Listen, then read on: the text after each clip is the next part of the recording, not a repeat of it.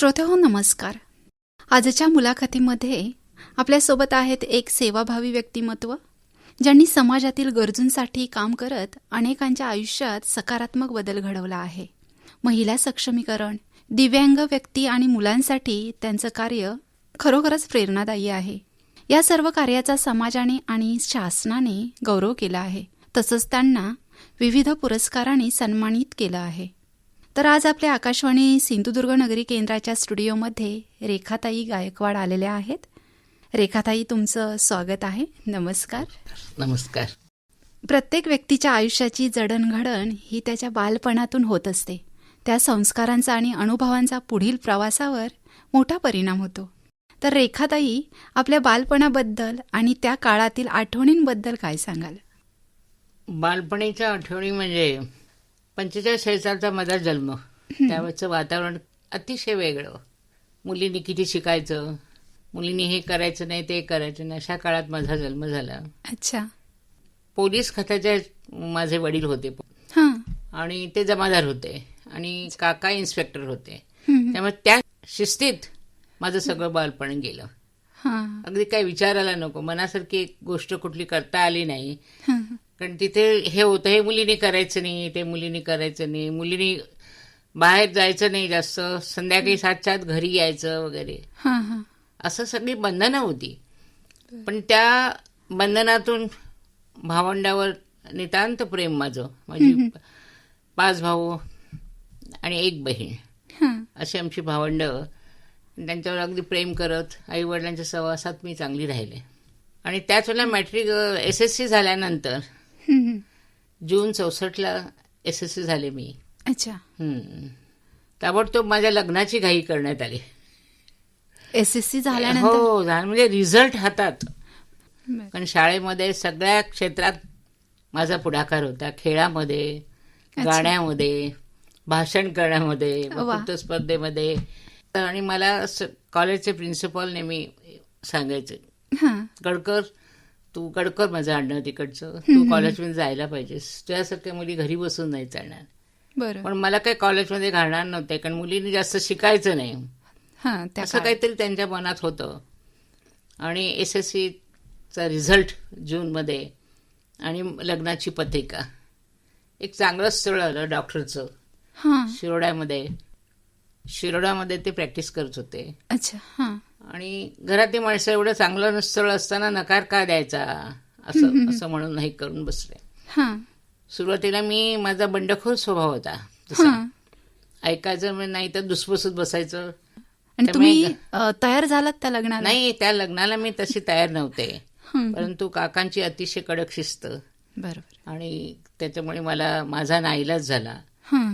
मग करते मी लग्न म्हणून मी सांगितलं. वय लहान, 18 वर्ष नुकती पूर्वी होत होती. आणि लग्न झालं माझं. आणि सिंधुदुर्गातल्या वेंगुर्ला तालुक्यातल्या शिरोडा गावामध्ये मी आले. मी मुंबईशी राहणारी. आणि आले खेडेगावात. धड लाईट नाही, रस्ते नाहीत, सगळं बसमधून धुळकांड करत आम्ही शिरोड्याला आलो. बघितलं आणि म्हणजे शॉक असा बसतो ना तसा बसला आणि मी आजारी पडले. सगळं अचानक झालं असं सगळं. आणि यांचा डॉक्टरी व्यवसाय, त्यामुळे ते सतत बाहेरच. बरोबर. त्यांची प्रॅक्टिस चांगली होती, त्यामुळे ते काही घरात बसून राहणार नाही, थोडा वेळ बसणार आणि नंतर जाणार. अशा अवस्थेत माझं लग्न, मी खेडेगावात आले वगैरे. हळूहळू रुळायला लागले मी तिथे. आणि त्याच्यानंतर पहिला मूल झालं. त्या मुलानेच मला शिकवलं कसं उभं राहायचं आणि कशी अंगात एक बळ आलं. आपण आई झालो आहोत. बरोबर. आणि त्या मुलाला सांभाळता हळूहळू माझं पूर्वीचं नेचर होतं ना ते जागृत झालं. आपलं मला शिकायचं होतं ना पुढे, एक नवीन जबाबदारी. आणि ते करता तो लहान असतानाच मी शिवाजी युनिव्हर्सिटीमध्ये ऍडमिशन घेतलं आणि बाहेरून परीक्षा दिल्या शिकण्याच्या. असं करता करता तिसरा मूल झालं मला, मुलगा झाला. आणि त्या मुलाच्या जन्मानंतर थोडीशी मला वेळ मिळायला लागलो. त्याला वाढवता सगळं तिघांना वाढवताना ती शाळेत जेव्हा जायला लागली तेव्हा थोडासा वेळ मिळालेला. तसा काही जास्त वेळ मिळत नव्हता, पण मिळालेला वेळ काय करूया म्हणजे मी अभ्यास करायला सुरुवात केली. बरोबर. आणि मग ग्रॅज्युएशन घेतलं. परंतु मुलं माझी सगळी मोठी होईपर्यंत म्हणजे कॉलेजला आणि ह्याला जाईपर्यंत समाजसेवेचे विचार तसा होता, माझा पिंडच समाजसेवेचा. दुसऱ्याचं दुःख मला बघवत नाही, दुसऱ्याला समजून घ्यायचं. आणि तिथे मी बघितलं मुंबईचं वातावरण, खेडेगावातलं वातावरण वेगळं वेगळं होतं. आणि महिलांवर अत्याचार वाटले मला ते, त्यांचं एकंदर वागणं आणि हे ते शेजारी पाजारी. का तर ती महिला म्हणून तिला शून्य किंमत होती असं कुठेतरी हे होत होतं, म्हणून आपण असं बंड करू शकत नव्हतो. असं करता करता मग तिथे मंडळ होतं, त्यांची अध्यक्ष गेलेली होती, ती बदली झाली होती. त्यामुळे तिथल्या त्या बाई होत्या, साळगावकर बाई, त्या म्हणाल्या आता रेखाताई तुम्ही उभ्या राहायचं, तुम्ही अध्यक्ष व्हायचं. बरं मला सांगा रेखाताई, आता हे समाजकार्य तुम्ही म्हणता, मग याला डॉक्टरांचं सहमत? हो, डॉक्टरांची संमती होती. त्यांचं पूर्ण पाठबळ होतं. हो का? आणि त्यांच्या पाठबळावरच मी हे शाळा बिळा सगळ्या काढल्या. अच्छा अच्छा. त्याला लागणारा पैसा ते सगळं सगळं त्यांनी दिलं. बरं, तुझी इच्छा आहे ना, तू कर, जे काम करते ते हे. आणि आम्ही एक दोघांमध्ये आमचा असा संवाद झाला तर आपण जे कमवतो ना, आपल्या उत्पन्नाचा एक भाग आपण त्यांना द्यायचा. मग द्यायचा म्हणजे काय नुसतंच देणगी देण्या वगैरे नाही, मी स्वतःच करत होते ना. मंडळ काढलं, मंडळामध्ये बघितलं तर बायकांना स्वातंत्र्य नव्हतं, घरातून बाहेर पडायचं. तसं 98 साली जर्मन प्रोजेक्ट आला माझ्याकडे आणि त्या लोकांनी तो जर्मन प्रोजेक्ट माझ्या संस्थेला दिला. खूप जोरदार हालचाल वेंगुर्ला तालुक्यात झाली की बायकांना काय प्रोजेक्ट द्यायचा, मंडळ काय प्रोजेक्ट चालवणार. माता बाल संगोपन असं त्याचं नाव होतं.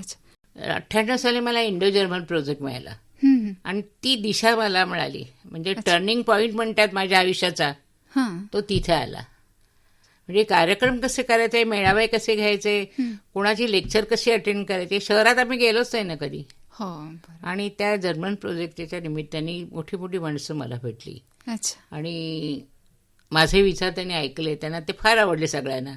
सगळ्यांनी उचलून धरलं ते.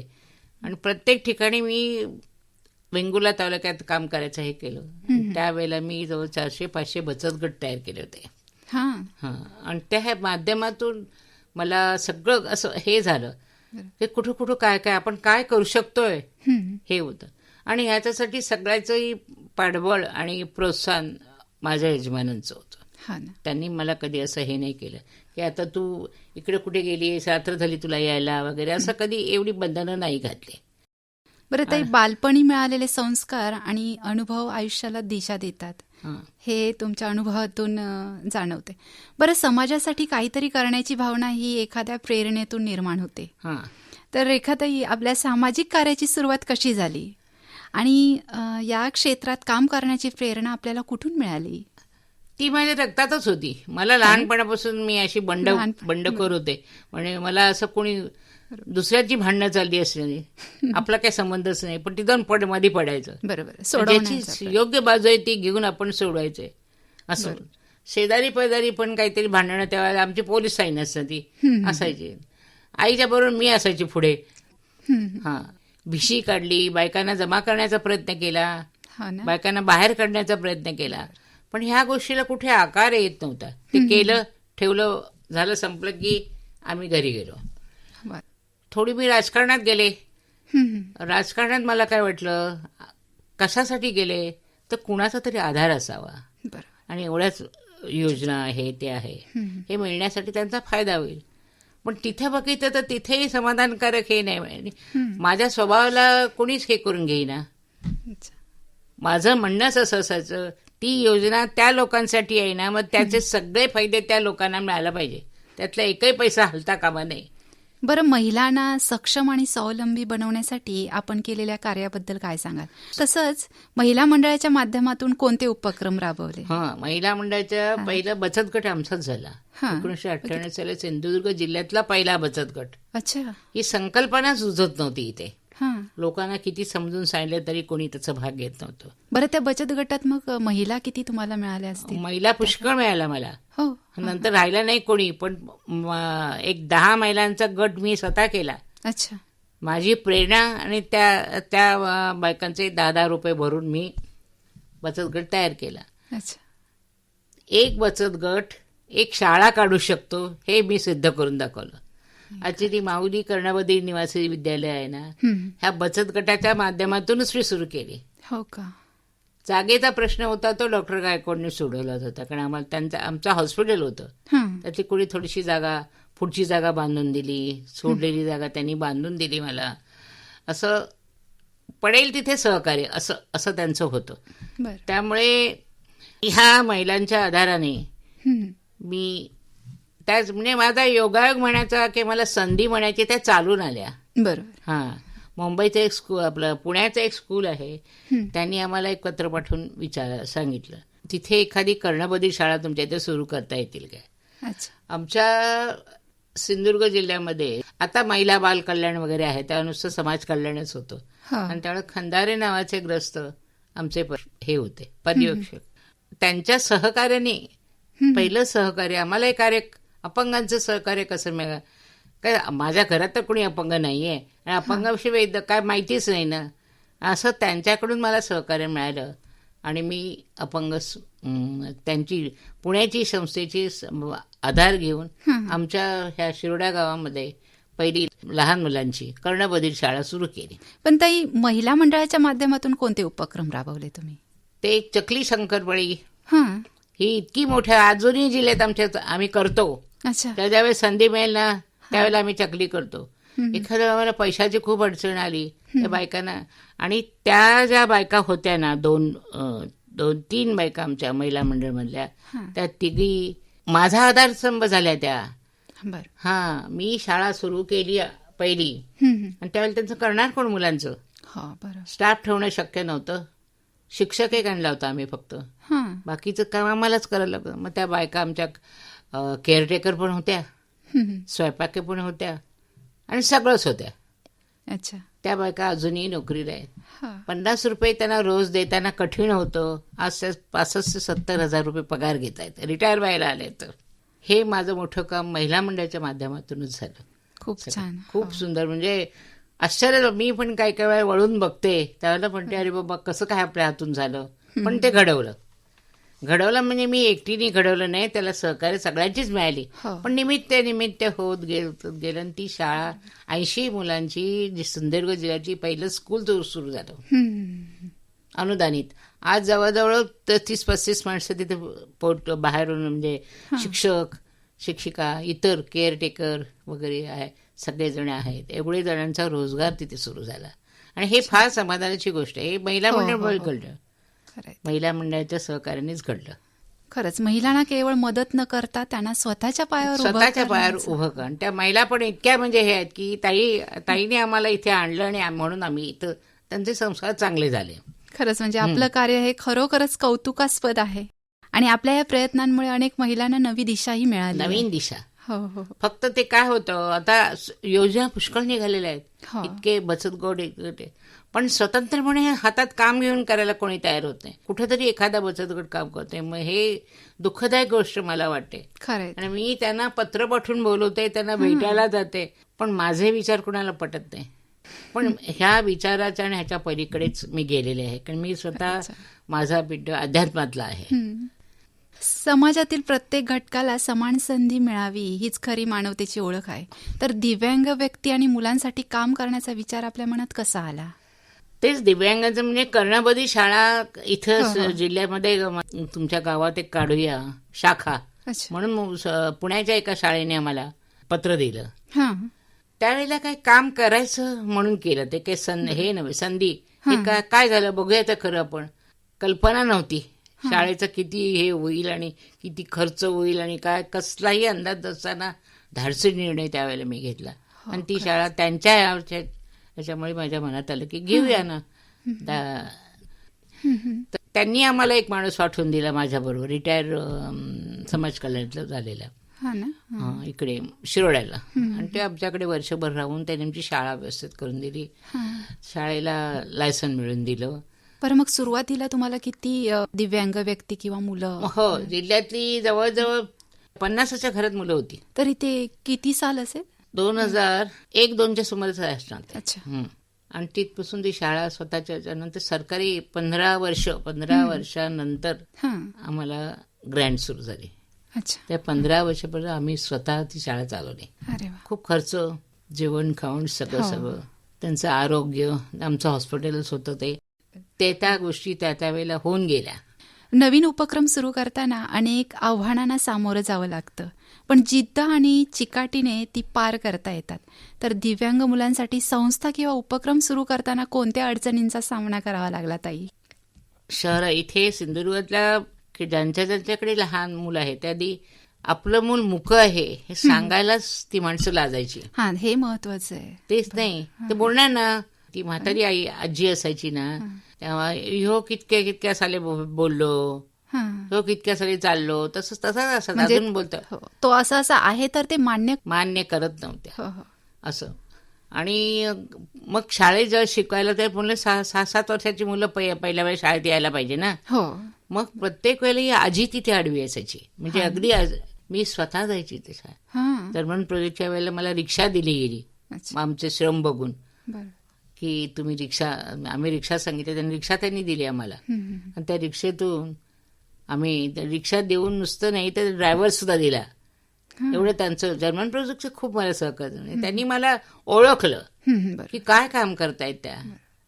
एकंदरीत सिंधुदुर्ग जिल्ह्यात कसं आहे, असं बाहेरचं म्हणजे आम्ही कोल्हापूरची लोक ना, बाहेरच्या माणसाला जास्त हे ठेवून द्यायचं नाही तिथे, आणि त्याला कसं घालवता येईल इकडे बघायचं. पण तो इतका चिवट होता बाहेरचा माणूस, तो असा हल्ला नाही, सगळ्या प्रसंगाला तोंड दिलं आणि ती शाळा टिकवली. त्या मुलांमध्ये आम्ही निर्णय उपक्रम केलेले आहेत. ही मुलं मोठी आता झालेली आहेत. 10वीच्या बॅचेस झालेल्या आहेत. आता जवळजवळ 7-8 10वीच्या बॅचेस झाल्या आमच्या. 20-22 वर्ष झाली शाळेला. हां. आणि आता जसं आम्ही पुढे जातो तसंच आम्हाला मदतीचे हात चांगले आले. जी समजदारी माणसं आहेत ना, ती येऊन बघून जायची आणि अरे नाही म्हणाली हे काम आहे ते. बरं रेखाताई, आपल्या कार्यातून अनेक महिलांना रोजगार आणि स्वावलंबन मिळालं आहे, तर या प्रवासाबद्दल अजून काय सांगाल? जास्तीत जास्त महिलांना देण्याचा माझा विचार आहेच, पण तसं ती जी जागृती पाहिजे ना, तेवढी जागृती नाही. आता बचत गटाच्या माध्यमातून खूप गोष्टी करता येण्यासारख्या आहेत. पैसा हवा तेवढा आहे, तुम्ही ट्रेनिंग घ्या, निर्णय हे करा आणि करा, पण तसं घडत नाही ना. त्यासाठी माझं वय झालंय, मी थकले, तरी सुद्धा मी माझ्या ह्याच्यात नेहमी ट्रेनिंग असतात माझ्याकडे. फुलं तयार करणे, शिवणाचे वर्ग सुद्धा मी चालवले 6-7 वर्ष. कारण हेतू हाच होता, ह्या महिलांच्या हाताला काम, काम करणाऱ्या महिलांच्या हाताला काम मिळालं पाहिजे. त्यामुळे चकली आणि शंकरपाळी, पापड हे ते युनिट आमचं खूप मोठं झालं आणि सगळं प्रसिद्ध झालं सिंधुदुर्ग जिल्ह्यामध्ये. बरं, एखाद्या कार्याची खरी पोचपावती म्हणजे समाजाकडून मिळणारा सन्मान आणि विश्वास. तर आपल्या कार्याची दखल घेऊन अनेक पुरस्कार मिळालेत मला. राष्ट्रपती पुरस्कार हा शेवटचा पुरस्कार मिळालाय मला. अच्छा. हो. या पुरस्कारांविषयी नाही, एक समाधान वाटलं मला, कुठेतरी पोचले, कुठेतरी पोचलो. कुठे सारखे सत्कार चाललेले असतात, सगळं हे ते सगळं वाटतं. मी प्रत्येकाने आवाहन करते, प्रत्येक माणसाने आपण सामाजिक कार्यकर्ता असं समजलंच पाहिजे. मी माझा संसार याही पलीकडे जग आहे. आणि जिल्ह्यातले मी प्रत्येक कमिटीवर आहे. असे प्रसंग सांगता येणार नाही, इतके प्रसंग घडले, पण त्याला मी खंबीरपणे तोंड दिलं. बरं, आजच्या तरुण पिढीला समाजसेवेबद्दल काय सांगाल? नाही, मी आत्ताच्या पिढीला पण सांगते की तुमचं करा ना, करिअर करा, छानपैकी मॉडेलिंग करा, अमकं करा, तमकं करा. पण एखादा प्रसंग असा आला ना, तर समोरच्या व्यक्ती काय सांगते ते बघा, जरासं तुम्ही 1 मिनिट तिच्या भूमिकेत जा. बरोबर, स्वतः बघा. समजा माझ्यावर किंवा एखाद्या कुटुंबावर असा प्रसंग आलेला आहे आणि दुसरं शेजारचं कुटुंब त्याला नावं ठेवतायत वगैरे, ते काय केलं वगैरे, असं तसं. माझ्या ह्याच्यावर असा झाला असा प्रसंग, मी काय केलं असं आता, हा फक्त विचार करायचा. आपण करिअर करतो, आपण कमवतो, आपण खातो, आपल्या मुलांचं सगळं करतो सगळं, पण त्यातला काही हिस्सा समाजाचा आहे. ज्या समाजात आपण राहतो ना, त्या समाजाचं देणं आपल्याला लागतं. आपण ऋणी आहोत, ऋण आहेच ते. आणि ते ऋण आपण इथे आता नाही फेडले ना, आपल्याला ते फेडावे लागतात. त्याच्यावर काय प्रसंग आलाय एवढं तरी जाणं, हा एकच मला संदेश आता द्यावा असं वाटतं सगळ्यांना.